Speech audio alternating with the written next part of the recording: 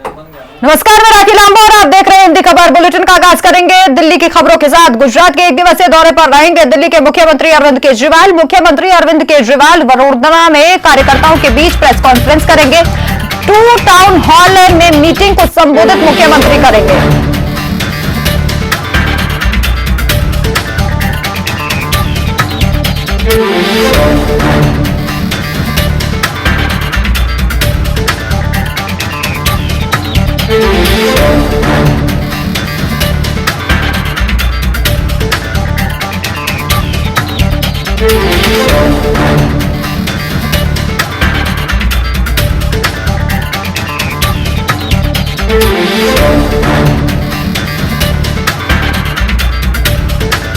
तो गुजरात के एक दिवसीय दौरे पर रहेंगे दिल्ली के मुख्यमंत्री अरविंद केजरीवाल। 2 टाउन हॉल में एक मीटिंग है जिसको संबोधित मुख्यमंत्री के द्वारा किया जाएगा। इसके अलावा भी कई कार्यक्रम उनके रहेंगे और कयास लगाए जा रहे हैं कि राघव चड्ढा वहां पर पहुंचेंगे क्योंकि उन्हें एक बड़ी जिम्मेदारी गुजरात चुनाव के मद्देनजर दी गई है। कंचन अधिक जानकारी के लिए हमारे साथ जुड़ गई हैं। कंचन, मुख्यमंत्री अरविंद केजरीवाल एक बार फिर से गुजरात पहुंचेंगे, एक बार फिर से बीजेपी पर हमलावर होते हुए नजर आएंगे। जी राखी, जिस तरीके से गुजरात में विधानसभा चुनाव बिल्कुल नजदीक आ चुके हैं और ऐसे में आप समझे कि अरविंद केजरीवाल लगातार गुजरात भी जा रहे हैं और उनके साथ अक्सर देखा गया है कि पंजाब के मुख्यमंत्री भगवंत मान भी गुजरात पहुंचे हैं। लेकिन अगर हम अरविंद केजरीवाल की बात करें तो अरविंद केजरीवाल का एक दिवसीय गुजरात दौरा है और इस दौरे के दौरान वो 2-3 बड़ी बैठकें करेंगे। वहां पे लोगों के साथ प्रेस कॉन्फ्रेंस करेंगे, लोगों को संबोधित करेंगे। पहली जो उन्होंने वो करने वाले हैं वो 2 बजे का समय बताया जा रहा है, जब वो होटल में करेंगे, अलकापुरी होटल में, वो वडोदरा के अलकापुरी होटल में वो करेंगे। और दूसरा समय बताया जा रहा है 3 बजे का, जहां पे वो हिमालय बैंकेट हॉल में बैठक करेंगे, लोगों से संवाद करेंगे और साथ ही प्रेस कॉन्फ्रेंस करके और सारी बातों को लेकर गुजरात की जनता को जागरूक भी करेंगे और चुनाव से जुड़े जो वादे हैं, जो मुद्दे हैं, उनको लेकर के भी प्रेस कॉन्फ्रेंस गुजरात में की जाएगी। क्योंकि गुजरात में जिस तरीके से आम आदमी पार्टी ने जब पिछली बार निकाय के चुनाव लड़े थे और आम आदमी पार्टी को निकाय के चुनाव में काफी अच्छी तरीके से जीत मिली थी, जिसकी उम्मीद रही थी, और उसके बाद से आम आदमी पार्टी गुजरात में सक्रिय हो चुकी है और पूरे तरीके से गुजरात में अपनी सरकार बनाने की जद्दोजहद में लगी हुई है। अरविंद केजरीवाल के साथ आम आदमी पार्टी से गुजरात प्रभारी राज्यसभा सांसद संदीप पाठक भी मौजूद रहेंगे। राघव चड्ढा, जिन्हें की गुजरात का सह प्रभारी बनाया गया है, अभी 2 दिन पहले सह प्रभारी बनाया गया, तो आज अरविंद केजरीवाल के साथ जो खबर सामने आ रही है वो यही है कि राघव चड्ढा भी गुजरात में मौजूद होंगे। लेकिन अभी फिलहाल राघव चड्ढा पंजाब में अपनी एक महत्वपूर्ण बैठक में पहले वो शामिल होंगे, उसके बाद वो गुजरात के लिए निकलेंगे। और इतना ही नहीं, आने वाले दिनों में मतलब अगले दिन से अगर देखा जाए तो 4 दिनों तक दिल्ली के शिक्षा मंत्री उप मुख्यमंत्री मनीष सिसोदिया भी गुजरात दौरे पर, यानी पूरी तरीके से अगर बात की जाए तो अरविंद केजरीवाल आम आदमी पार्टी ने गुजरात में जीत को लेकर दम भरना शुरू कर दिया और शायद यही वजह है कि लगातार अरविंद केजरीवाल गुजरात जा रहे हैं। लेकिन आज का गुजरात का दौरा अरविंद केजरीवाल और आम आदमी पार्टी के लिए बेहद महत्वपूर्ण होने वाला है। बिल्कुल, देखिए गुजरात कितनी बार मुख्यमंत्री पहुंच रहे हैं ये सभी ने देखा है, उप मुख्यमंत्री पहुंच रहे हैं, इसकी तस्वीरें भी सभी ने देखी है।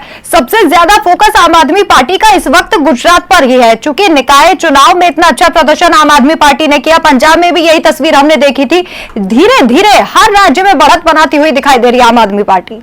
जी, जाहिर सी बात है, क्योंकि गुजरात में अगर निकाय चुनाव में आम आदमी पार्टी ने अच्छी खासी जीत हासिल की थी तो वो कहीं ना कहीं बीजेपी के गढ़ में सेंध लगनी शुरू हो चुकी थी। हालांकि हिमाचल प्रदेश में भी चुनाव है, वहां पे भी आम आदमी पार्टी लगातार कार्यरत है, लगातार हिमाचल के चुनाव में भी वो फोकस करी। लेकिन सबसे बड़ा एजेंडा, सबसे बड़ा अगर मुद्दा, सबसे बड़ा राज अगर इस वक्त आम आदमी पार्टी के लिए कोई है तो वो गुजरात का राज है। क्योंकि गुजरात से ही देश के प्रधानमंत्री नरेंद्र मोदी आते हैं, जो कि वहां के मुख्यमंत्री रह चुके हैं, गृह मंत्री अमित शाह आते हैं, जो कि अहमदाबाद से। तो कहीं ना कहीं आम आदमी पार्टी ने पूरी तरीके से गुजरात में जीत का दम भरा और गुजरात की जनता ने भी उनको जीत का भरोसा दिलाया है। आम आदमी पार्टी कह रहा है हम राजनीति करने की, राजनीति बदलने आए। और सबसे बड़ी बात यदि पिछली बार अरविंद केजरीवाल गुजरात गए थे, वहां पे उन्होंने ऑटो चालक के घर पहुंचे, जिस तरीके से ऑटो में वो वहां पर पहुंचे, ऑटो चालक के घर जाकर उन्होंने जिस तरीके से जमीन में बैठ के उनके यहाँ का भोजन उन्होंने ग्रहण किया, तो कहीं ना कहीं ये जो चीजें थी ये गुजरात की जनता को बहुत ज्यादा इम्पैक्ट की है। और आम आदमी पार्टी कहती कि आम जनता की सरकार है और शायद यही वजह है कि देश के लगभग 20 राज्यों में आम आदमी पार्टी के लोग मौजूद हैं, चाहे चेयरमैन के रूप में हो, पार्षद के रूप में, विधायक के रूप में, सांसद के रूप में, और संगठन को मजबूत भी करें। लेकिन हाँ, गुजरात में जल्द जीतना आम आदमी पार्टी के लिए बेहद महत्वपूर्ण है और गुजरात में जीत के लिए आम आदमी पार्टी कुछ भी करी तो यही वजह है कि एक महीने में आधा समय आम आदमी पार्टी गुजरात में बिताती है, लोगों के बीच में बिताती है और आधा समय दिल्ली में वो बिता रही है। तो कहीं ना कहीं आम आदमी पार्टी ने पूरी तरीके से कमर कस ली है और आज का अरविंद केजरीवाल का गुजरात का दौरा अपने आप में काफी अलग होगा और आज फिर कुछ ऐसा नयापन, कुछ अलगपन देखने को मिल सकता है। जी चलिए, बहुत बहुत शुक्रिया तमाम जानकारी और अपडेट। और अब दिल्ली से एक और बड़ी जानकारी। कर्नाटक हिजाब मामले में आज फिर से सुप्रीम कोर्ट में सुनवाई होगी। कल हुई सुनवाई में कोर्ट में वकील दुष्यंत दवे ने दलीलों पर चर्चा की थी। आपको बता दें कि आज सुबह 11 बजे हिजाब मामले में फिर से सुप्रीम कोर्ट में अहम सुनवाई होगी। कल की अगर बात कर ले तो कल अधिवक्ता के दलीलों पर चर्चा की गई थी सुप्रीम कोर्ट में और आज सुनवाई होगी। दिल्ली से बड़ी जानकारी। कर्नाटक हिजाब मामले में आज फिर से सुप्रीम कोर्ट में सुनवाई होगी। कल हुई सुनवाई में कोर्ट के अंदर अधिवक्ता दुष्यंत दवे के दलीलों पर चर्चा की गई थी। आज सुबह 11 बजे फिर से मामले में सुनवाई होगी। आंचल यादव अधिक जानकारी के लिए हमारे साथ जुड़ गई हैं। आंचल, कब से सुनवाई शुरू होगी, क्या अपडेट मिल रहा है?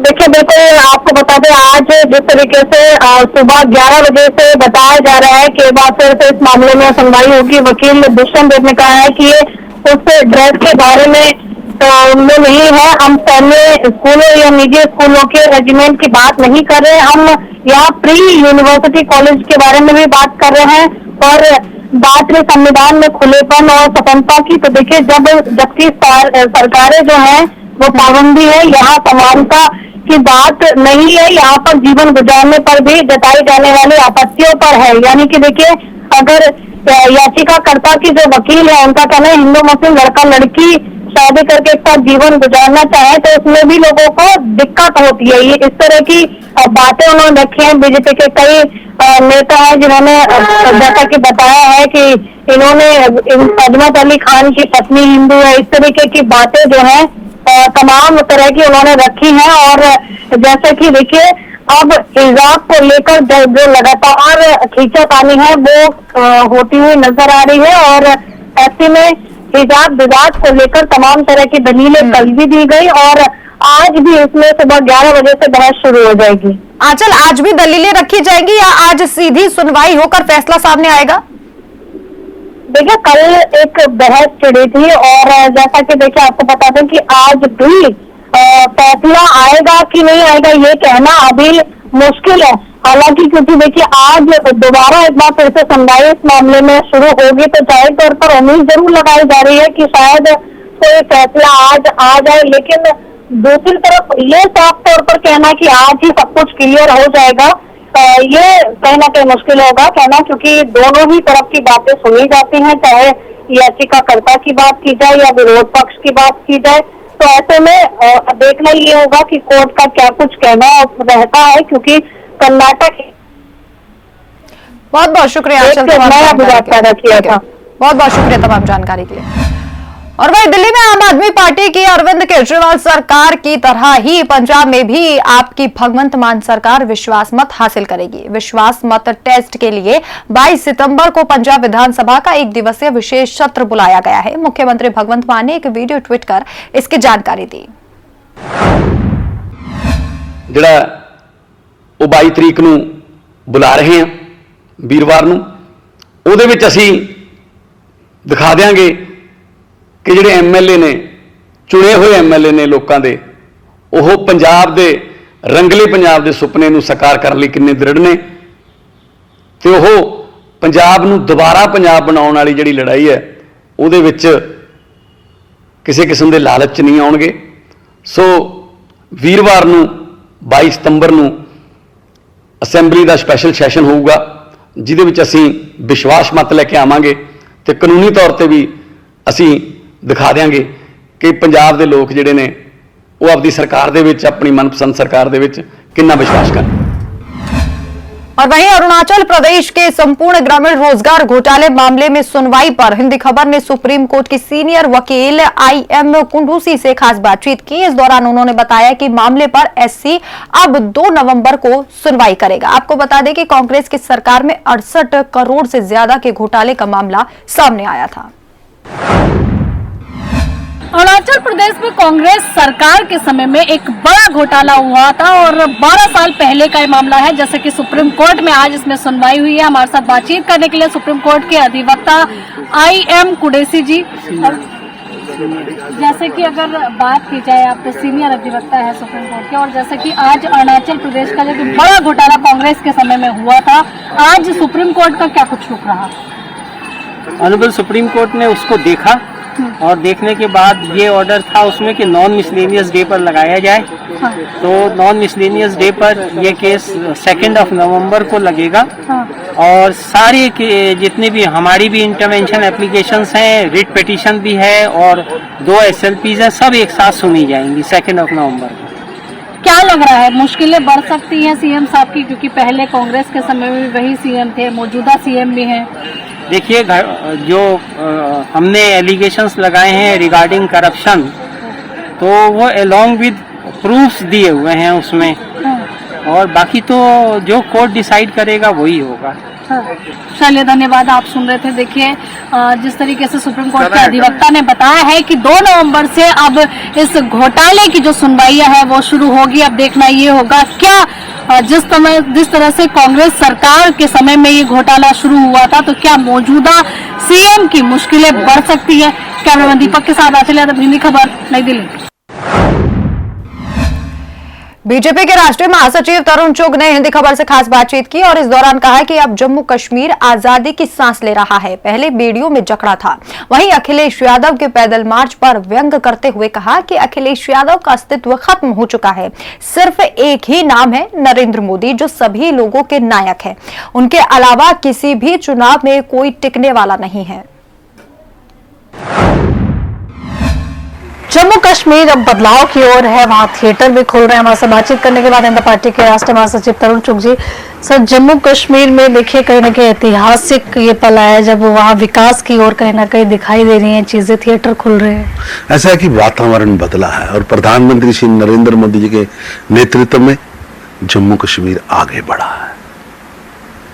जम्मू कश्मीर आज अमन चैन के साथ वहां के नागरिक डल लेक पर घूमते भी हैं, शिकारा में भी जा रहे हैं, रेस्टोरेंट में खाना भी खा रहे हैं और सिनेमा हॉल में जाकर पिक्चर भी देख रहे हैं। जम्मू कश्मीर अब जकड़ा नहीं है, अब जंजीरों से निकलकर, जैसे बॉम्बे के लोग, बेंगलोर के लोग, दिल्ली के लोग, हैदराबाद के लोग, वैसे जम्मू व कश्मीर के लोग अपने घरों से बाहर निकलकर आजादी की सांस में आगे बढ़ रहे हैं। और ये अब टूरिज्म कैपिटल से टूरिज्म कैपिटल बनने का सफर जम्मू कश्मीर ने प्रधानमंत्री नरेंद्र मोदी जी के संकल्प में पूरा किया है। सर, विधानसभा सत्र यूपी में शुरू है। अखिलेश यादव सड़क पर उतरकर धरना कर रहे हैं। योगी जी कह रहे हैं नियमों को नहीं मानती है समाजवादी पार्टी। ऐसा है कि अखिलेश यादव व सपा पिछले 4 चुनाव हार चुकी है, जनता के मन से उतर चुकी है। धन्यवाद। तो देखिए, आप सुन रहे थे यहाँ पर तरुण चुग जी को, जिनका कहना है कि जो जनता है वो प्रधानमंत्री मोदी जी को अपना नायक मानती है। कैमरा दीपक के साथ आंचल यादव, हिंदी खबर, नई दिल्ली। और वहीं आम आदमी पार्टी के राज्यसभा सांसद संजय सिंह ने हिंदी खबर से खास बातचीत की, जहां पर उन्होंने एमसीडी प्रभारी दुर्गेश पाठक को लेकर कहा कि अब बीजेपी के निशाने पर दुर्गेश पाठक हैं, जिनका शराब नीति से कोई लेना देना नहीं है। आगे क्या कुछ उन्होंने कहा, सुनिए। आम आदमी पार्टी से एमसीडी प्रभारी दुर्गेश पाठक को जहां ईडी ने समन भेजा, वहीं दुर्गेश पाठक से लगातार ईडी पूछताछ भी कर रही है। हम बात कर लेना चाहेंगे आम आदमी पार्टी से राज्यसभा सांसद संजय सिंह जी यहाँ पे हैं। संजय जी, कैसे देखते हैं आप, क्योंकि एमसीडी प्रभारी हैं दुर्गेश पाठक, उनसे पूछताछ करना ईडी का? देखिए, पहले दिन से ही हम लोग ये बात कह रहे हैं कि शराब नीति में किसी प्रकार का कोई घोटाला और भ्रष्टाचार हुआ ही नहीं। मनीष सिसोदिया के घर 14 घंटे छापेमारी की, घर में कुछ नहीं मिला तो बैंक के लॉकर में पहुंच गए, वहां बच्चे का झुंझुना लेके आ गए, कुछ नहीं मिला। इतने जगहों पे छापेमारी की, पूछताछ किया, कुछ नहीं मिला। अब दुर्गेश पाठक का इस शराब नीति से क्या लेना देना है? क्या मतलब है इसका पूरे मामले और केस से? जैसे ही एमसीडी ने नोटिफिकेशन जारी किया वार्डों का, और एमसीडी के चुनाव के प्रभारी हैं दुर्गेश पाठक, उनको सम्मान कर लिया। तो इसलिए हम कह रहे हैं कि इनके पास भ्रष्टाचार के खिलाफ कोई कार्रवाई नहीं करना है इनको किसी भ्रष्टाचार से मतलब नहीं है, इनको किसी शराब नीति में घोटाले से मतलब नहीं है, इनको सिर्फ आम आदमी पार्टी को बदनाम करने से मतलब है। और इसलिए इन्होंने एक के बाद एक, अब आप देखिए, पहले सत्येंद्र जैन को गिरफ्तार किया, उसके बाद मनीष सिसोदिया को टारगेट किया, अब दुर्गेश पाठक को पूछताछ करने के लिए बुला रहे हैं। भाई दुर्गेश पाठक क्या है, कोई मंत्री हैं? कहीं शराब नीति से उनका कोई लेना देना है? कोई काम है उनका? जबरदस्ती। आपने कहा जैसे ही एमसीडी का नोटिफिकेशन आया, लेकिन नोटिफिकेशन के साथ ही आम आदमी पार्टी सक्रिय हो गई। सभी लैंडफिल साइट जैसे जहां पे कूड़े का ढेर है उसको लेके बीजेपी के खिलाफ पोल खोल अभियान चलाने लगी। लेकिन इन सबके बीच दुर्गेश पाठक से आखिर क्या पूछताछ ईडी करना चाहती है? क्या चीजें ईडी को चाहिए? पता नहीं क्या पूछताछ करना चाहते हैं। तो ये लोग जो उनको बीजेपी के दफ्तर से कहा गया होगा वही पूछताछ करेंगे। वो बेचारे क्या पूछताछ करेंगे ईडी सीबीआई वाले? बहुत बहुत शुक्रिया हमसे बातचीत के लिए। हमने बात की आम आदमी पार्टी से राज्यसभा सांसद संजय सिंह से। इनका साफ तौर पर कहना है कि बीजेपी सिर्फ और सिर्फ रोज सुबह उठ के एक नौटंकी करती है, लेकिन उनकी पूछताछ या उनके समन से आम आदमी पार्टी पे कोई फर्क नहीं पड़ने वाला और उनको कोई भी चीज वहां से मिलने वाली नहीं है। वीडियो जर्नलिस्ट अजीत के साथ मैं कंचन अरोड़ा, दिल्ली, हिंदी खबर। और वहीं पंजाब से कांग्रेस के सांसद जसबीर सिंह गिल ने कहा कि कैप्टन अमरिंदर सिंह बीजेपी में शामिल हुए हैं। ये कोई बड़ी खबर नहीं है, क्योंकि जब उन्होंने कांग्रेस को छोड़ा था तभी वो बीजेपी में जा चुके थे। और क्या कुछ उन्होंने कहा, सुनिए। पंजाब की सियासत में काफी कुछ देखने को इन दिनों मिल रहा है। पंजाब के पूर्व मुख्यमंत्री कैप्टन अमरिंदर सिंह बीजेपी का दामन थाम लिए हैं। बात कर लेना चाहेंगे, पंजाब से सांसद हैं यहाँ पे जसबीर सिंह गिल हैं जो कि कांग्रेस से हैं। जसबीर जी कैसे देखते हैं, क्योंकि कैप्टन अमरिंदर सिंह आप ही के पार्टी के थे और पंजाब के मुखिया भी रह चुके हैं, अब बीजेपी में शामिल हो गए हैं।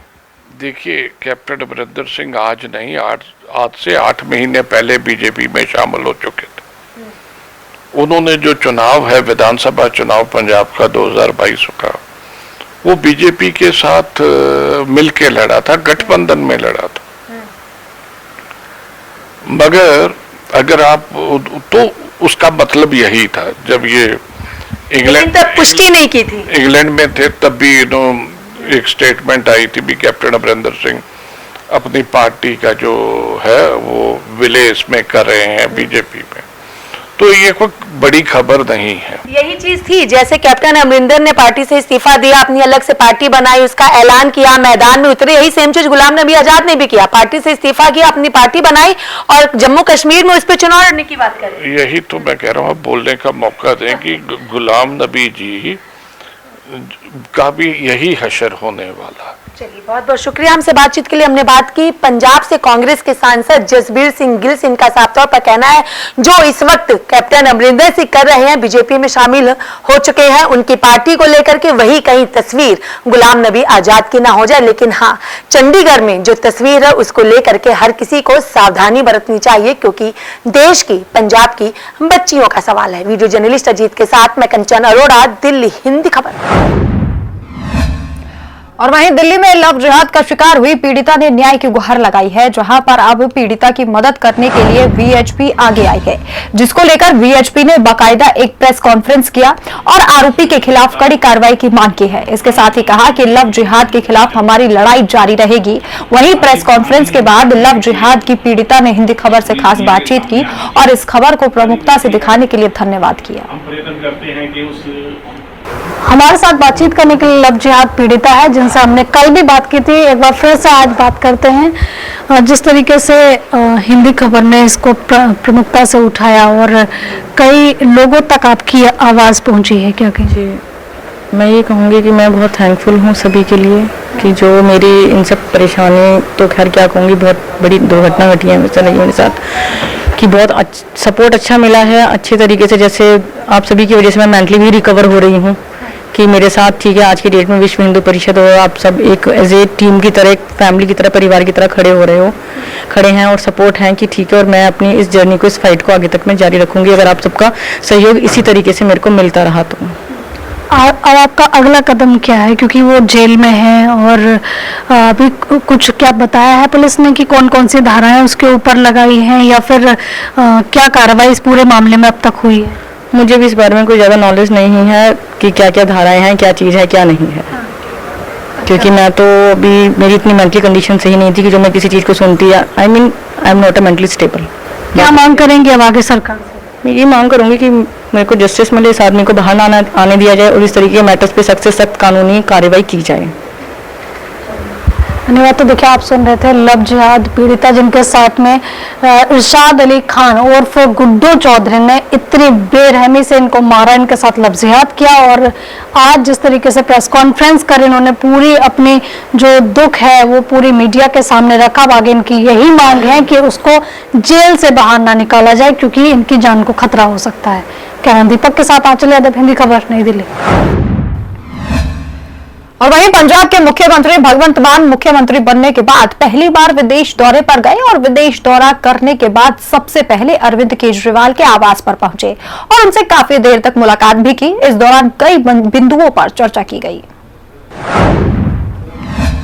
पंजाब के मुख्यमंत्री भगवंत मान आप संयोजक अरविंद केजरीवाल के आवास पर बैठक किए और इस बैठक में कई महत्वपूर्ण बिंदुओं को लेकर के चर्चा की गई हो, चाहे पंजाब में चल रहे ऑपरेशन लोटस की बात की जाए या चंडीगढ़ यूनिवर्सिटी की बात की जाए या पंजाब के पूर्व मुख्यमंत्री कैप्टन अमरिंदर सिंह का बीजेपी में आने को लेकर के चर्चा की जाए और साथ ही पंजाब में किस तरीके से और बेहतर विकास किया जाए, क्योंकि पंजाब सरकार यानी मान सरकार के 6 महीने का कार्यकाल पूर्ण हो चुका है और इस 6 महीने के कार्यकाल में कई बेहतरीन कार्य मान सरकार ने किए हैं, चाहे मोहल्ला क्लिनिक की बात की जा रही हो, चाहे शिक्षा या किसान या लोगों को रोजगार देने की बात की जा रही हो। हालांकि पंजाब के मुख्यमंत्री भगवंत मान मुख्यमंत्री बनने के बाद पहली बार विदेश के दौरे पर हुए हैं और विदेश का दौरा करने के बाद वो सीधे आप संयोजक अरविंद केजरीवाल के आवास पर पहुंचे और उनके साथ मुलाकात की। काफी देर तक ये बैठक चली और कई बिंदुओं पर जहां चर्चा की गई, वहीं आगे किस तरीके से पंजाब का विकास हो और आगे क्या कुछ रणनीति बनाई जा सके और किस तरीके से आम आदमी पार्टी का विस्तार दिल्ली पंजाब के बाद बाकी और राज्यों में हो सके, इन कई बातों के साथ इस बैठक को किया गया। वीडियो जर्नलिस्ट अजीत के साथ मैं कंचन अरोड़ा, दिल्ली, हिंदी।